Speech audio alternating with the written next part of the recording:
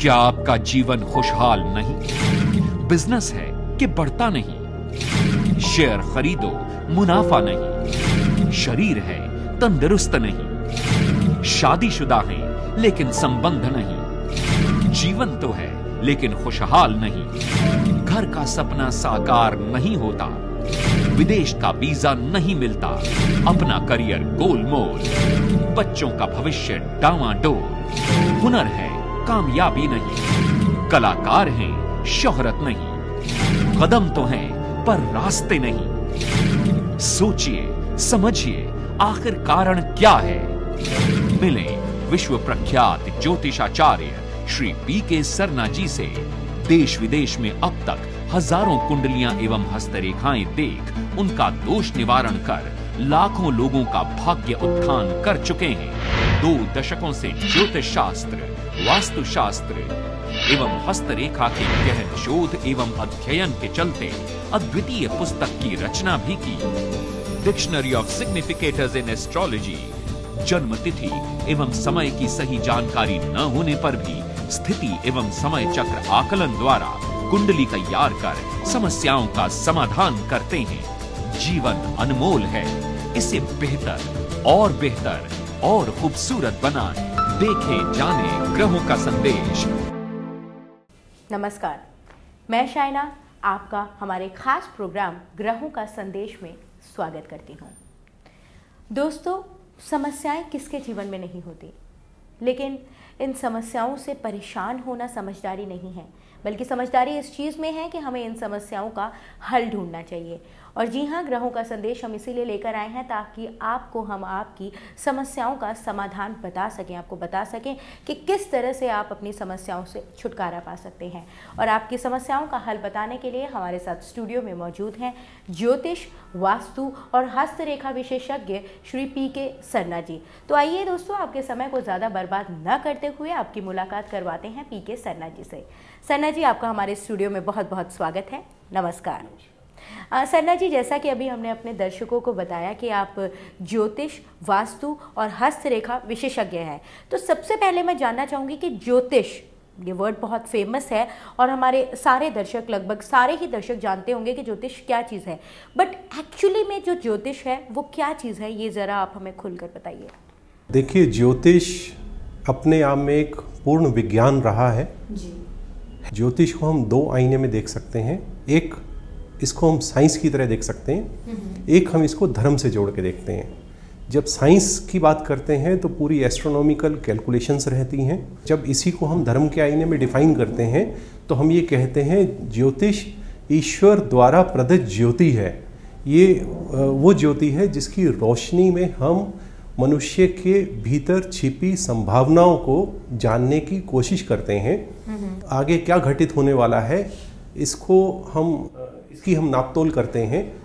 वैसे तो भविष्य में झांकने के और भी कई आयाम हैं, जैसे मस्तक पर खींची रेखाएं हैं, हाथ पर दिए गए चिन्ह हैं, हाथ पर खींची हुई रेखाएं हैं जिसे हम पामिस्ट्री भी कहते हैं जी। शरीर के अंदर विराजमान चक्र हैं, 7 चक्र जिनको हम कहते हैं, उनसे भी हम इन चीज़ों को टटोलते हैं। पैरों पर दिए हुए चिन्ह, इनसे भी हम भविष्य में झांकते हैं। फेस रीडिंग भी कुछ लोग करते हैं। तो इन सब चीज़ों से हम भविष्य को देख पाते हैं। हम इसको इस तरह से ले सकते हैं। ज्योतिष भी एक पैमाना है भविष्य में झांकने का जी। तो ज्योतिष हमारे भविष्य को किस हद तक बता देता है? मतलब क्या हमारे भविष्य में जो भी घटित होने वाला है, कि हमारा फ्यूचर क्या है, कब हम कौन सा व्यापार करेंगे, या कब बीमार होना है, कब शादी होगी, इट मीन्स लाइक पूरा भविष्य क्या हम ज्योतिष के द्वारा देख सकते हैं? जी देखिए, हम ज्योतिष में काफ़ी कुछ देख सकते हैं। करीब करीब हमारी जो अपनी रीडिंग है, करीब 80-90% के आसपास हम देख पाते हैं। 100% तो मैं नहीं कह सकता, 100% तो ईश्वर ही है, सर्वशक्तिमान है, जो जिसने सब तय किया हुआ है। भविष्य की सारी गणनाएं सब उसी की गिनती में ही है। लेकिन हम ये है कि हम इस गणना से कुछ कैलकुलेशन करने की कोशिश करते हैं, भविष्य में झांकने की कोशिश करते हैं और अच्छे रिजल्ट पाते हैं जी। तो जैसे आपने कहा कि अच्छे रिजल्ट्स पाते हैं, कुछ लोग होते हैं जो एस्ट्रो को मानते हैं तो वो पूरी तरीके से मानने लगते हैं, यानी कि वो अपना पूरा का पूरा जीवन काल ही एस्ट्रो पर के आधार पर मतलब देखना चाहते हैं कि कब उनकी मृत्यु होगी और कौन से वर्ष में वो क्या करेगा, इस तरह से जो कई पंडित लोग होते हैं, आचार्य लोग होते हैं, वो बताते भी हैं। तो क्या सचमुच ये सही होता है? और एस्ट्रो आप कह रहे हैं कि सही भी होता है, एक विज्ञान है अपने भविष्य में झांकने का, लेकिन पूरी तरह से एस्ट्रो के ऊपर निर्भर होना क्या सही है सरना जी? नहीं, देखिए ये बात तो तय है कि हम मोस्ट ऑफ द इवेंट्स को पकड़ लेते हैं जी। मैं नहीं कहता आप निर्भर होइए, जितनी आपकी आस्था है आप अपनी आस्था लेके चलिए जी। हम दो चीज़ों को इसमें नहीं बताते हैं, हमारे जिनसे हमने सीखा उन्होंने हमें मना किया। दो चीज़ों को हम इसमें नहीं बताते हैं, एक तो जो बच्चा पैदा होने वाला है वो मेल होगा या फीमेल होगा जी। इस चीज़ को हम बिल्कुल नहीं बताते हैं। और दूसरा ये है आदमी की जो इंसान है उसकी मृत्यु कब होगी, क्योंकि जैसे ही उसको इस चीज़ का एहसास होता है तो उसी दिन से ही उसका जीवन में घुटना शुरू हो जाता है, अंदर ही अंदर घुटन होनी शुरू हो जाती है। लेकिन सरना जी क्या इस चीज़ का पता लगाया जा सकता है? जैसे आपने कहा कि आपके गुरुजी ने बोला कि आपको ये बताना नहीं है दर्शकों को ये दो चीज़ें, लेकिन क्या आपको इस बात का पता लग जाता है कि इस इंसान का कितना जीवन होगा? जी हाँ, बिल्कुल हम इस चीज़ को छानबीन कर सकते हैं, इस चीज़ का पता कर सकते हैं जी। ये कैलकुलेशन है, बाकायदा साइंस है अपने आप में, और इसके द्वारा पता चल जाता है जी। तो ये तो बहुत ही बड़ी बात बताई है सरना जी आपने। और दर्शकों, इसी तरह से अगर आप भी अपने भविष्य के बारे में जानना चाहते हैं, आप अपने भविष्य में आने वाले दुखों से छुटकारा पाना चाहते हैं, तो आप भी हमें मेल कर सकते हैं। हमारी मेल आईडी और हमारे फ़ोन नंबर्स लगातार आपकी टीवी स्क्रीन पर फ्लैश हो रहे हैं। और सरना जी, जैसे कि मैंने आपको कहा, इसी तरह से हमारे बहुत से दर्शकों के मेल आए भी हुए हैं। ये पहला मेल है हमारे पास, आरती जी हैं ये बैंगलोर से। इनका जन्म 12/7/1976 को 17:20 पर हुआ है। जन्म स्थान क्या है जी? इनका जन्म स्थान दिल्ली है जी। सरना जी, इनका कहना है कि मैं काफ़ी वक्त से एक बिजनेस करने की सोच रही हूँ, जबकि मैं एक वेल सेटल्ड फैमिली में रहती हूँ, परंतु फिर भी मैं अपनी इच्छा को दबाना नहीं चाहती हूँ और ना ही मैं अपनी इच्छा को दबा पा रही हूँ। तो आप मुझे गाइड कीजिए, क्या मेरे लिए बिजनेस करना सही होगा, और अगर हाँ तो मैं कब से बिजनेस स्टार्ट करूँ और क्या बिजनेस करूँ? आरती जी नमस्कार, मैंने आपकी कुंडली देखी है, आपका लगन इसमें वृश्चिक लगन है, लग्नेश 10वें घर में बैठा हुआ है, दशा आपकी इस वक्त राहु में मंगल की दशा चल रही है, बुध अपनी ही राशि में बैठे हुए हैं सूर्य के साथ। आप अगर बिजनेस करना चाहें तो बिजनेस कर सकती हैं, लेकिन सही जो बिजनेस करने की डेट आती है फरवरी 2012 के बाद आपका बिजनेस अगर आप करती हैं तो सक्सेसफुल रहेगा। उससे पहले अभी आप कोशिश कर लीजिए, थोड़ा सा ही वक्त बचा है, आप अपनी कैलकुलेशन शुरू कर दीजिए जो आप बिजनेस करना चाहती हैं। बृहस्पति की दशा जो है आपके लिए काफ़ी अच्छी रहेगी, क्योंकि बृहस्पति 7वें घर में बैठे हुए हैं और दूसरे घर के लॉर्ड हैं, तो काफ़ी अच्छा रहेगा जी। आप इसके लिए हाँ इतना मैं ज़रूर कहूँगा कि अगर आप बिजनेस करना चाहती तो उससे पहले जो है मंगल ग्रह के आप मंत्र शुरू कर दीजिए, मंगल ग्रह की पूजा करवाइए। आप श्री यंत्र पूजा करके आप घर में मंदिर में स्थापित करवा दीजिए, या उसे धन स्थान पे आप रख लीजिए श्री यंत्र को, काफ़ी अच्छी धन प्राप्ति का योग बन जाता है अपने आप में जी।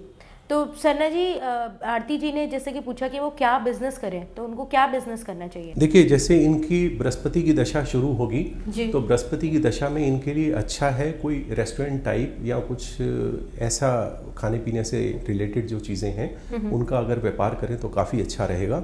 हाँ, ये कपड़े से संबंधित काम भी कर सकती हैं, अगर लेडीज़ के गारमेंट्स का अगर कुछ बिजनेस करें तो काफ़ी अच्छा चलेगा इनका, बहुत अच्छा रिस्पॉन्स रहेगा इनको। हाँ, मैं एक चीज़ और नोट कर पाया हूँ यहाँ पे कि अगर ये ज्वेलरी वगैरह से रिलेटेड भी काम करें, जैसे गोल्ड ज्वेलरी है या डायमंड ज्वेलरी है, क्योंकि बृहस्पति गोल्ड का सिग्निफिकेटर भी है, सिग्निफाई करता है गोल्ड को, गोल्ड या डायमंड ज्वेलरी का काम करें तो काफ़ी अच्छा रहेगा इनके लिए जी। सरना जी, तो आरती जी, जैसा कि सरना जी ने बताया है, आप एक रेस्टोरेंट खोल सकती हैं अगर आप बिजनेस करना चाहती हैं, और हाँ आप फीमेल हैं तो सबसे बढ़िया बात आपके लिए सरना जी ने बता दी है कि आप लेडीज़ गारमेंट का बिजनेस कर सकती हैं या फिर ज्वेलरीज का कोई बिजनेस कर सकती हैं, और मेरे लिए इससे बड़ी बात एक लेडी के लिए कुछ हो ही नहीं सकती है। और दोस्तों, ग्रहों का संदेश में फिलहाल वक्त हो चला एक छोटे से ब्रेक का, हम बस अभी हाजिर होते हैं, आप कहीं जाइएगा नहीं। ज्योतिष शास्त्र के अनुसार शुद्ध राशि रत्न ग्रहों के दुष्प्रभाव को दूर कर उनके शुभ एवं लाभकारी फल हमें प्रदान करते हैं। वेदांत ज्योतिष एवं रत्न संस्थान, certified and energy level tested gemstones, a place for royal, rich and pure astro gemstones. वेदांत ज्योतिष एवं रत्न संस्थान दीर्घायु, भक्ति, मुक्ति और मोक्ष प्रदान करने वाला पूर्ण सफलतादायक रुद्राक्ष भी प्राप्त कर सकते हैं। वेदांत ज्योतिष एवं रत्न संस्थान, 8208 Shivalik, Malviya Nagar, New Delhi 110017, phones 09911055543, 09911055546, 09911055549, email astrohelp@pksarna.com, website www.pksarna.com। Break के बाद ग्रहों का संदेश में एक बार फिर से आपका स्वागत है। सन्ना जी, जैसे कि मैंने अभी कहा, अभी हमारे पास बहुत सारे मेल आए हुए हैं और ये जो अगला मेल है हमारे पास, ये वास्तु से रिलेटेड है। दीपक जी हैं ये, इलाहाबाद से।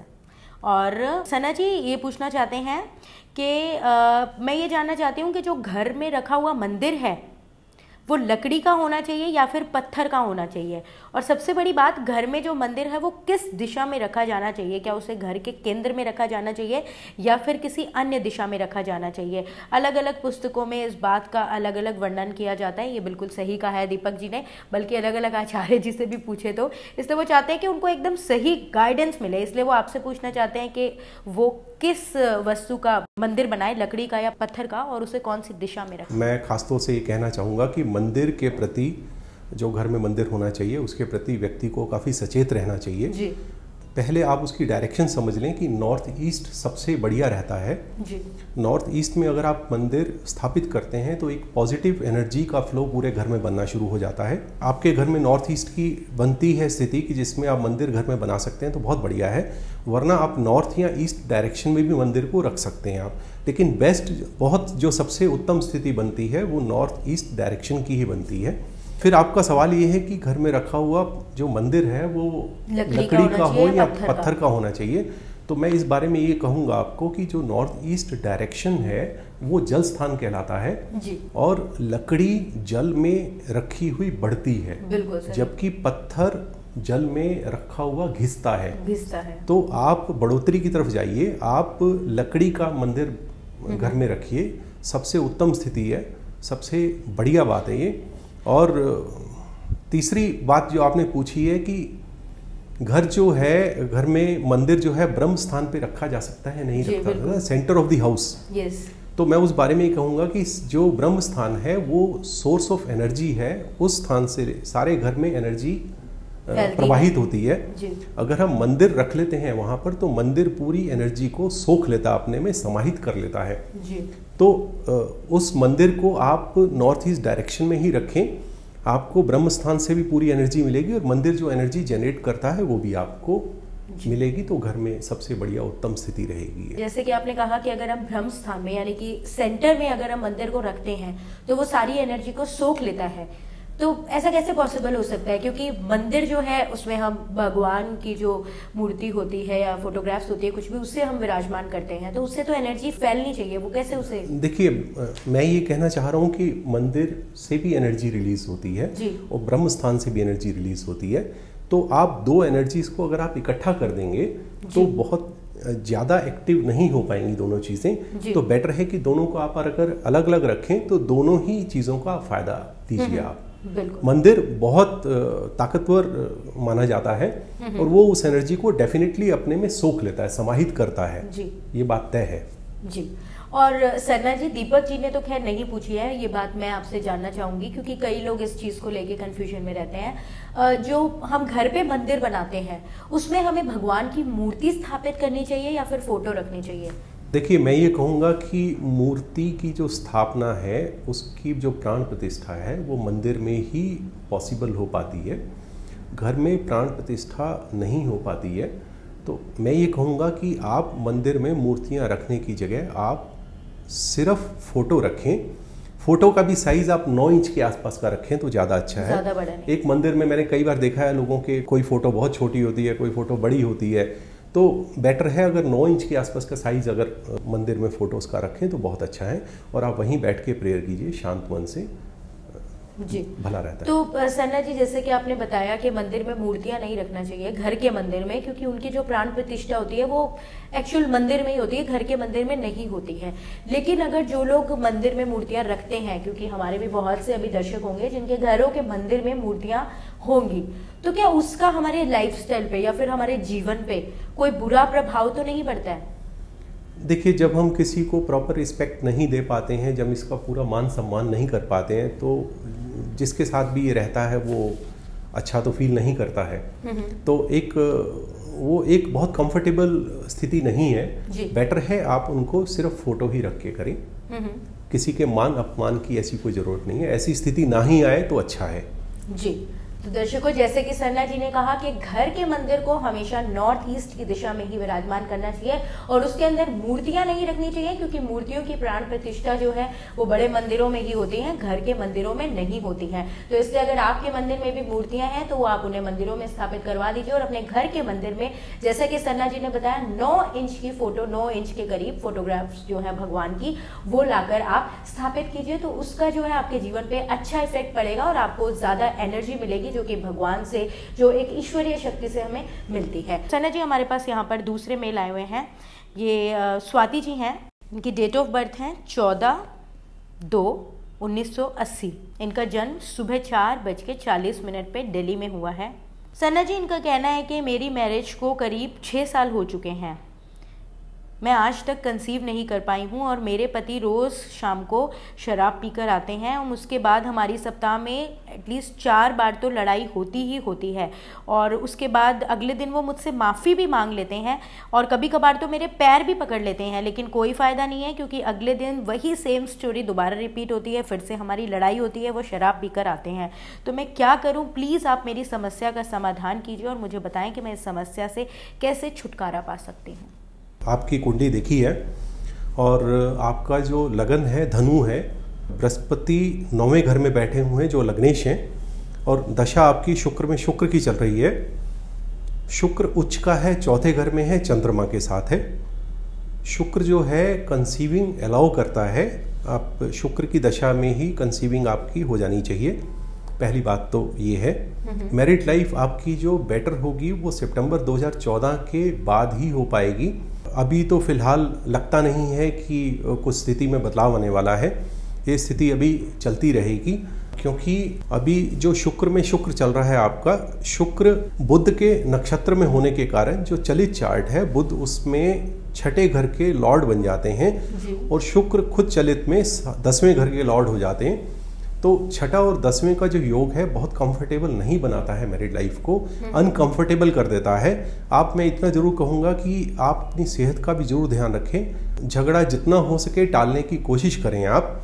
और इसके लिए आप एक काम और कर सकती हैं, आप रुद्राक्ष 2, 7 और 11 मुखी का आप धारण कर लीजिए, काफ़ी अच्छा रहेगा। शुक्र ग्रह की आप पूजा करवाएं और शुक्र ग्रह के खुद भी मंत्र पाठ ही करें तो बहुत अच्छे रिजल्ट्स आएंगे। मूंगा अवश्य धारण करें, क्योंकि मूंगा इनकी मैरिड लाइफ को कंफर्टेबल करता है जी। 5वें घर में काफ़ी अच्छा पावरफुल रहता है ये जी। अपने नक्षत्रों के थ्रू, तो यह मूंगा जरूर धारण करेंगे, काफ़ी अच्छे रिजल्ट देगा इनको जी। इनकी मैरिड लाइफ कंफर्टेबल करने में काफ़ी सहायक होगा ये। आचार्य जी, आपने इतने आसान उपाय बताए और हमारे दर्शकों की समस्याओं का जो हल किया, और आप इतना कीमती समय निकालकर हमारे स्टूडियो में आए, उसके लिए आपका बहुत बहुत धन्यवाद।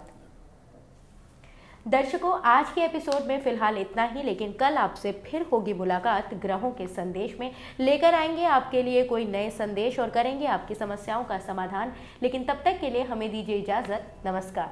मिलने के लिए संपर्क करें Shri P K. Sarna ji, 8208 Shivalik, Malviya Nagar, New Delhi 110017।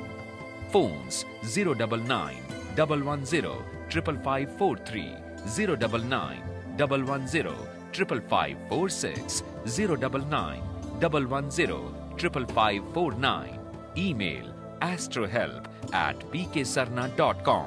Website www.pksarna.com।